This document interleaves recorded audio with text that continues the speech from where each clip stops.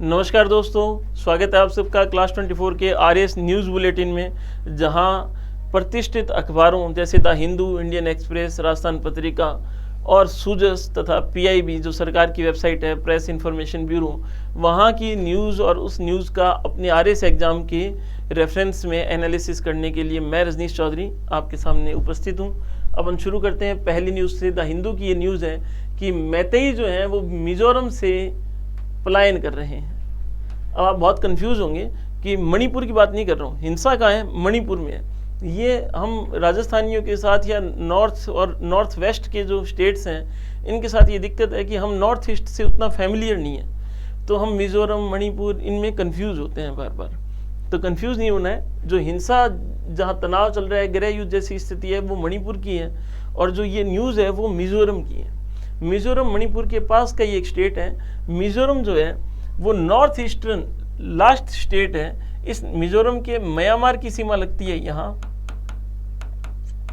और बांग्लादेश की सीमा लगती है यहाँ। ठीक है, तो इसके बारे में थोड़ा पता होना चाहिए कि मिजोरम और मणिपुर में क्या डिफरेंस है। अब क्या हुआ, मणिपुर तो मिजोरम नहीं है, तो फिर मामला क्या है? मामला ये है कि जो मिजोरम है ना, ये मान लो मिजोरम है, तो मिजोरम के पास ये मणिपुर है। तो मणिपुर में जो कुकी जनजाति है, जो पहाड़ों पे रहती है, मैं बार बार जिक्र कर चुका हूँ, मैतेई है वो घाटी में रहती है, कुकी है जो पहाड़ों पे रहती है, और इनके बीच में संघर्ष है। तो कुकी है वो ट्राइब्स हैं। तो कुकी जनजाति की कुछ महिलाओं के साथ में बहुत ही दुष्कर्म और यूँ कहें कि घिनौना करते हैं मैतेई के कुछ लोगों ने। मैतेई जाति के जो हिंदू बाहुल्य हैं और घाटी में रहते हैं, उन लोगों का कुछ ऐसा कृत्य था जिसका वीडियो वायरल हुआ और तनाव काफ़ी बढ़ गया। तो ये जो कुकी हैं, इनकी वो महिलाएं थी, इस जाति की थी।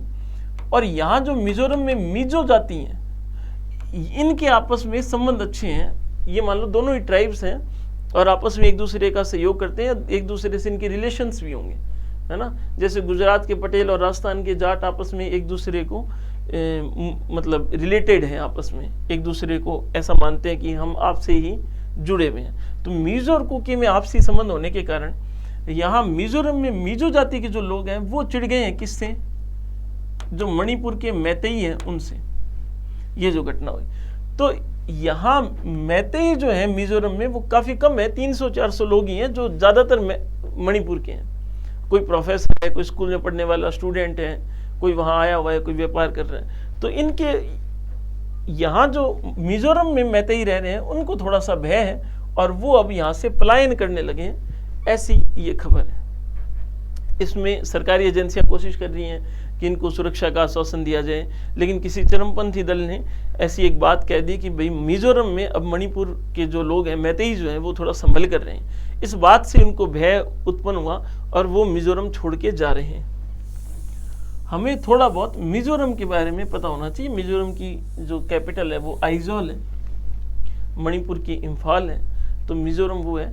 और Dampha wild life sanctuary Mizoram में है। डम्फा वन्य जीव अभ्यारण्य जो बार बार प्रश्न में पूछा जाता है, वो भी मिजोरम में है। तो मिजोरम से मैतेई लोग मणिपुर की तरफ वापस से रवाना हो रहे हैं, बहुत ही कम संख्या है। ये दूसरी न्यूज। तो देखो, मैं ऑब्जेक्टिव क्वेश्चन ऐसे जनरली अभी नहीं करवा रहा हूं, लेकिन आपको न्यूज बता रहा हूं, उसमें ऑब्जेक्टिव क्वेश्चन छुपे हुए हैं। ठीक है, ये एक न्यूज है कि तमिलनाडु में एलिफेंट हैबिटेट्स हैं। हैबिटेट्स होते हैं जो उनका रहवास होता है, नेचुरल प्राकृतिक रहवास जिन जानवरों का होता है उसे वो हैबिटेट कहते हैं। तो जहाँ एलिफेंट सेंचुरीज हैं तमिलनाडु में, वहाँ एलिफेंट हैबिटेट्स हैं। एलिफेंट्स के खाने के लिए वहाँ उस तरीके की घास है, उस तरीके के जो फूड चेन है वो है, वहाँ उनके पानी की व्यवस्था है, तो वो उनका हैबिटेट हो गया, उनका रहवास हो गया प्राकृतिक रूप से। ये खतरे में है, किस लिए कि एक ना बाहरी प्रजाति का पौधा आ गया है यहाँ, आपको स्क्रीन पे दिख रहा होगा, लुडविगिया पेरुवियाना। मैं हिंदी में लिख देता हूं, लुडविगिया पेरुवियाना। मैंने आपको सर्किल भी कर दिया है, आप अपने स्क्रीन पे बढ़ा करके देख सकते हैं। ये एक प्रजाति है, पीले रंग के पौधे होते हैं, मतलब फूल आते हैं इसके। ये जो प्रजाति है घास की, वो यहाँ अपने आप खरपतवार के रूप में उग गई है। इसके उगने से क्या हुआ कि वहाँ जो हाथी जिस घास को खाते हैं वो घास नहीं लग पा रही है, उसकी जगह ये क्षेत्र में बढ़ता जा रहा है। इसके बढ़ने से फिर हाथियों के खाने के लिए जो भोजन है, जो उनके लिए भोजन का काम करता था, वो वाली घास कम पड़ गई है, तो यहाँ हाथियों के लिए संकट आ गया। ठीक है, तो हमें जो ध्यान रखना है वो ये रखना है कि भाई न्यूज़ में है तो लुडविगिया पेरुवियाना नामक जो घास है उसका ध्यान रखना है। और दूसरा, हमें तमिलनाडु में जो एलिफेंट रिजर्व है या एलिफेंट हैबिटेट्स हैं उनका ध्यान रखना है। तो इसमें एक इम्पॉर्टेंट क्वेश्चन बनता है कि तमिलनाडु में 52वां हाथी अभ्यारण्य कह लो आप, हाथी अभ्यारण्य या elephant biosphere reserve, elephant reserve है, वो देश का 52वां और लेटेस्ट तमिलनाडु में ही है, जिसका नाम है अगस्त्या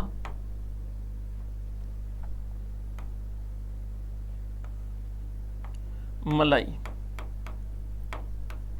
अगस्त्या मलाई देश का 52वां हाथी अभ्यारण्य है। अभी लेटेस्ट इसी को दर्जा मिला है अगस्त्या मलाई को, वो भी कहाँ है? तमिलनाडु में। तो यहां से प्रश्न आ सकता है कि देश का 52वां हाथी अभ्यारण्य या हाथी संरक्षण क्षेत्र किसे घोषित किया गया है? तो अगस्त्या मलाई तमिलनाडु में। और तमिलनाडु से ये खबर है कि वहां हाथियों के हैबिटेट को खतरा हो रहा है धीरे धीरे। तीसरी न्यूज है, INS किरपाण जो है उसको इंडियन नेवी ने वियतनाम को सौंप दिया है। प्रश्न आ सकता है कि हाल ही में कौन सी इंडियन नेवल शिप को वियतनाम को सौंप दिया गया है, भारतीय नौसेना बेड़े से हटा करके वियतनाम को गिफ्ट कर दिया गया है? वो है INS किरपाण। और इससे वियतनाम चाइना सागर जो है, चीन सागर है, उस पर नज़र रख पाएगा, उस सागर में अपनी गश्त को बढ़ा पाएगा। तो ये भारत और वियतनाम के बीच में ये समझौता हुआ है और INS का नाम क्या है? किरपाण। ये याद रख लें भाई, ऑब्जेक्टिव क्वेश्चन यहाँ से बनेगा। चौथी न्यूज़ है, नॉर्थ कोरिया ने कुछ क्रूज मिसाइल्स लगा दी हैं। कहाँ? येलो सी में।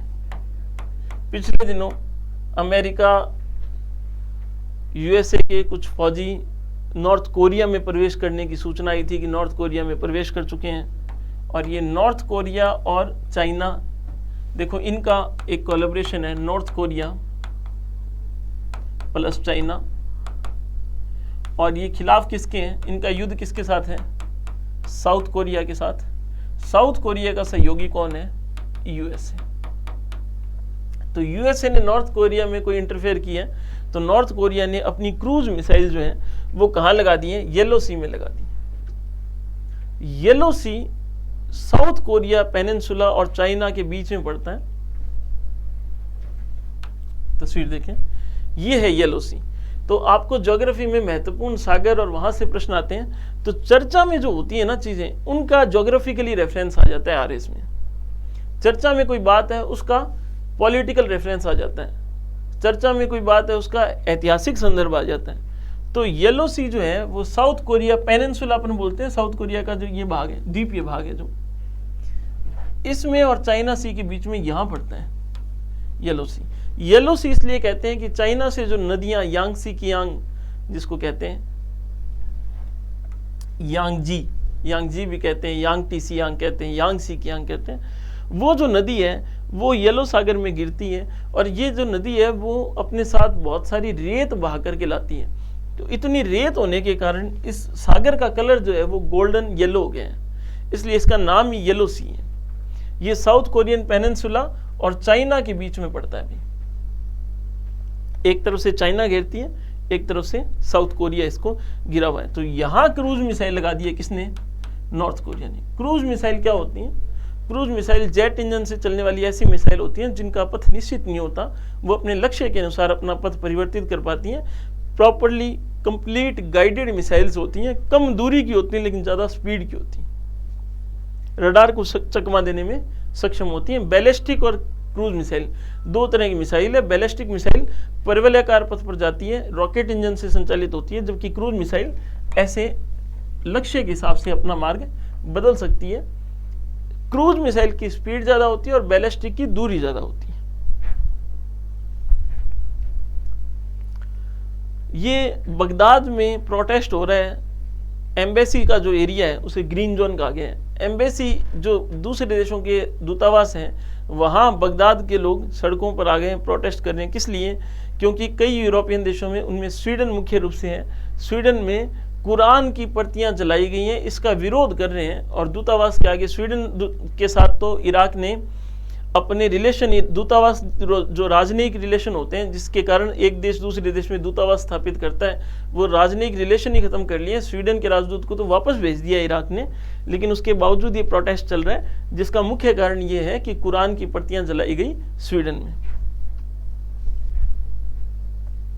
श्रीलंका और भारत आपस में व्यापार करेंगे तो उसमें भारतीय रुपए को वो स्वीकार करेंगे। ये समझौता अभी रानिल विक्रमसिंघे जो हैं, श्रीलंका के प्रेसिडेंट हैं विक्रमसिंघे, रानिल विक्रमसिंघे, वो भारत की यात्रा पर हैं और उन्होंने ये MOU साइन किया है भारत के साथ कि हम भारतीय रुपए में व्यापार करने को तैयार हैं। पिछले दिनों ऐसा ही एक एग्रीमेंट किसके साथ हुआ है भारत का? UAE के साथ हुआ है। इसमें क्या हुआ है कि हम दोनों देश रुपी और UAE की है दिरहम, इसमें व्यापार करने को राजी हैं। और ऐसे ही श्रीलंका भी भारत के रुपए में व्यापार करने को राजी है। इससे भारतीय मुद्रा को बल मिलेगा, भारत का भुगतान संतुलन संतुलित होगा, ज़्यादा भारत के पक्ष में होगा, भारत का विदेशी मुद्रा भंडार बढ़ेगा और भारत को आर्थिक उन्नति या भारत की आर्थिक उन्नति होगी, आर्थिक समृद्धि आएगी। ये दो नाम याद रखना, सरिता और राकेश। सरिता और राकेश दिव्यांग खिलाड़ी हैं, पैरा खिलाड़ी हैं। इन्होंने चेक गणराज्य में जो अभी प्रतियोगिता हुई है निशानेबाजी की, वर्ल्ड चैंपियनशिप हुई है, पैरा वर्ल्ड चैंपियनशिप है। पैरा शब्द हम उनके लिए लगाते हैं जहाँ दिव्यांगजन खेलों में भाग ले रहे होते हैं। जो विकलांग कैटेगरी, डिसेबल हैं, वो लोग खेलों में भाग ले रहे होते हैं, वो स्पोर्ट्स पर्सन होते हैं। तो उनकी निशानेबाजी को लेके या आर्चरीज को लेके वर्ल्ड चैंपियनशिप हुई है। कहाँ? चेक गणराज्य में। चेक गणराज्य साउथ अमेरिका का एक देश है, चेक।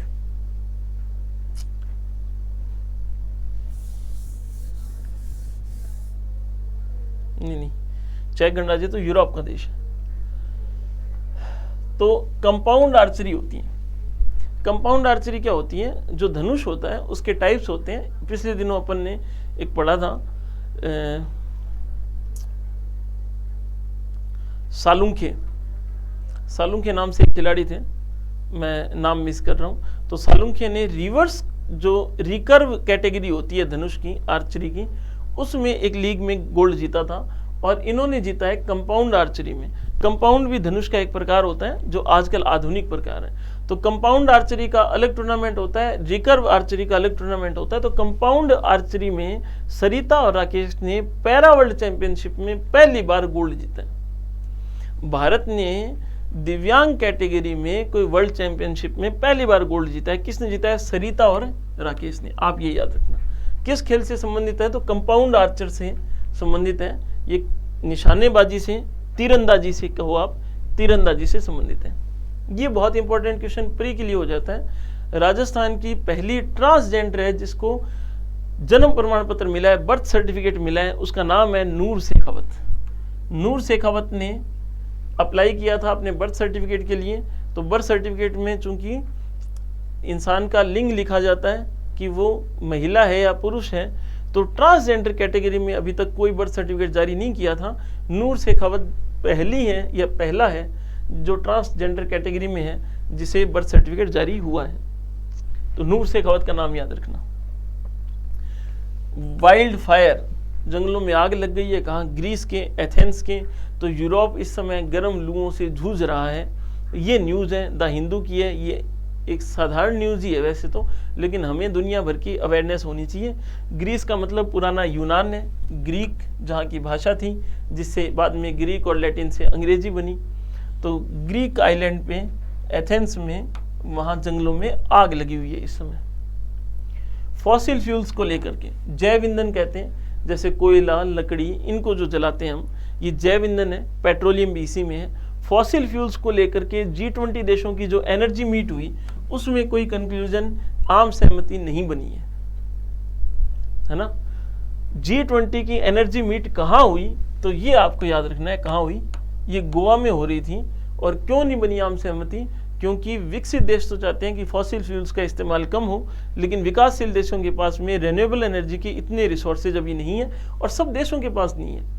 राजस्थान, भारत में सौर ऊर्जा का ज़्यादा से ज़्यादा यूटिलाइजेशन किया जा सकता है सूर्य से आने वाली विकिरणों का, क्योंकि विषुवत रेखा और उष्णकटिबंधीय क्षेत्र में है। कोई देश मान लो ऐसा है जो एटलांटिक में, आर्कटिक में, एंटार्कटिक में वहाँ है, ध्रुवीय क्षेत्रों में है, जहाँ सूर्य की सौर ऊर्जा ही नहीं है, तो वो देश तो फिर इस एनर्जी को यूज़ नहीं करेंगे। अगर जैव ईंधन को यूज़ नहीं करेंगे तो वो तो पिछड़ जाएंगे। ऐसा करके कोई सामान्य जो आम सहमति है वो नहीं बनी है। आपसे पूछा यह जा सकता है कि स्वच्छ ऊर्जा को लेकर या ग्रीन एनर्जी को लेकर के G20 देशों की मीटिंग कहाँ हाल ही में हुई है, तो गोवा में हुई है। ये सूरत से न्यूज़ है। मुख्यमंत्री जी ने ये घोषणा की है। महंगाई राहत कैंप में भी अपन ने देखा कि अन्नपूर्णा फूड पैकेट दिए जाएंगे, लेकिन वो अगस्त से शुरू किए जाएंगे, है ना। उसमें तेल, चावल, दाल, चीनी सभी होंगे।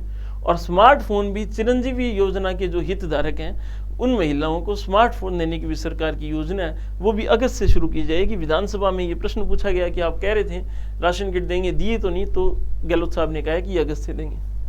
राजस्थान में एक और विधेयक पारित हुआ है। मैंने बताया था पिछले दिनों परीक्षाओं को लेकर के, तो संगठित अपराध नियंत्रण अधिनियम 2023 वो पारित हुआ था पिछले दिनों। कारागार अधिनियम पारित हुआ था। ये एक नया अधिनियम पारित हुआ है, राजस्थान सिनेमा संशोधन विधेयक 2023। इससे पहले सिनेमा को लेकर के राजस्थान सिनेमा विनियमन अधिनियम 1952 चलता था। तो ऐसा भी पूछा जा सकता है कि हाल ही में सिनेमा से संबंधित जो कार्य हैं उनको लेकर के राजस्थान विधानसभा ने जो अधिनियम पारित किया, उससे पूर्व में कौन सा अधिनियम लागू था, तो 1952 में बना था राजस्थान सिनेमा विनियमन अधिनियम 1952। क्या था मामला, क्या ये कौन सा कानून है, इसमें क्या होगा कि पहले सिनेमा जगत को लेकर के या शूटिंग्स वगैरह को लेकर के अगर कोई लापरवाही हो जाती, अगर कोई सरकारी संपत्ति को या गलत तरीके से दिखा दिया जाता, अगर उन पर कोई सेंसरशिप होती, तो राजस्थान में उन पर आपराधिक मुकदमे चल रहे थे। कई मुकदमों में तो बड़े बड़े अभिनेताओं को बुला लिया गया कि साहब इन्होंने रेलवे से प्रॉपर अनुमति नहीं ली, जन सामान्य प्रभावित हुआ, इन्होंने 2 मिनट ट्रेन को रुका दिया शूटिंग के चलते, ऐसी चीज़ें हो जाती थी, तो फिर उन पे आपराधिक मुकदमा चलता था। तो राजस्थान चाहता है कि यहाँ सिनेमा बढ़े, यहाँ शूटिंग्स बढ़े, तो सिनेमा को लेकर के नया विधेयक लाएं और उसमें ये कोशिश की है कि किसी तरह की अगर कोई लापरवाही सिनेमा जगत के कार्यों में हो जाती है तो उन पर गैर आपराधिक मुकदमे चलाए जाएं, आपराधिक मुकदमे उन पर नहीं चलें, फौजदारी मुकदमे नहीं चलें।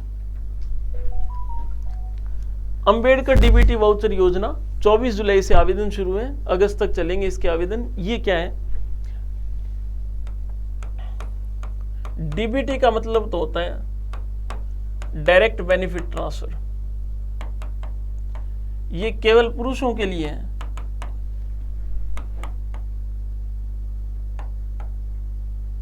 जो लड़के अपने जिले से बाहर खुद के गृह जिले से बाहर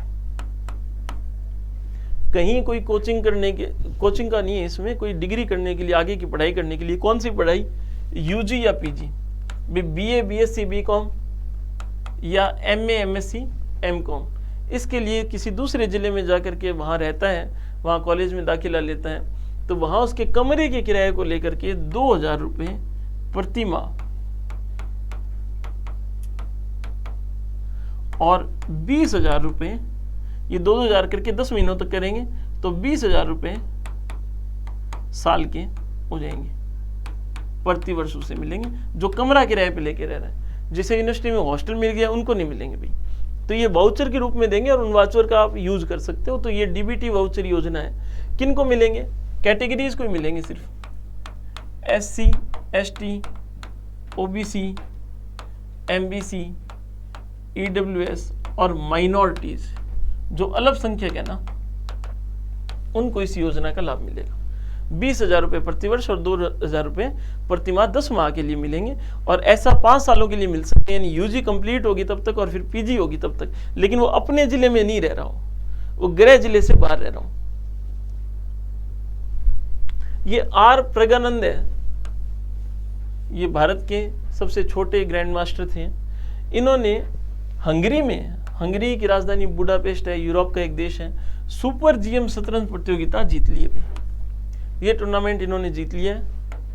इन्होंने जो रशिया के कार्लोस थे उनको भी 2 बार हरा दिया था, जो विश्वनाथ आनंद को भी हराते थे और दुनिया के पहले नंबर के खिलाड़ी थे, उनको भी आर प्रज्ञानंद ने हरा दिया था। इन्होंने अभी हाल ही में हंगरी में सुपर जीएम शतरंज टूर्नामेंट हुआ है, उसे जीत लिया है। ठीक है, बहुत ही ध्यान से मुझे सुना, उसके लिए धन्यवाद। अब एक ऑब्जेक्टिव क्वेश्चन जिसे आपको कमेंट बॉक्स में बताना है।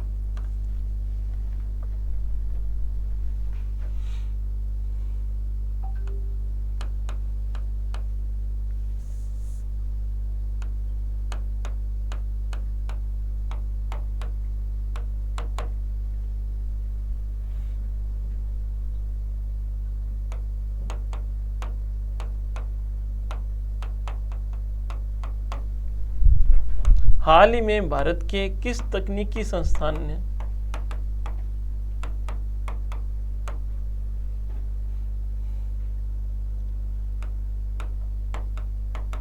यूएई में,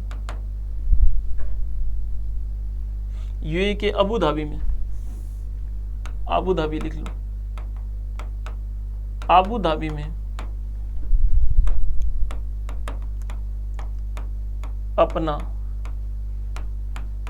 कैंपस खोलने की घोषणा की है?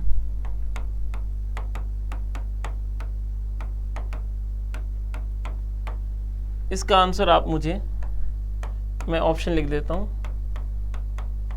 IIM Bangalore,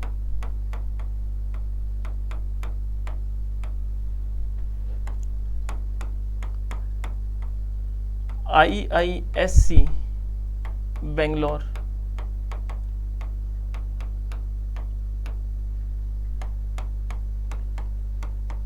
DRDO,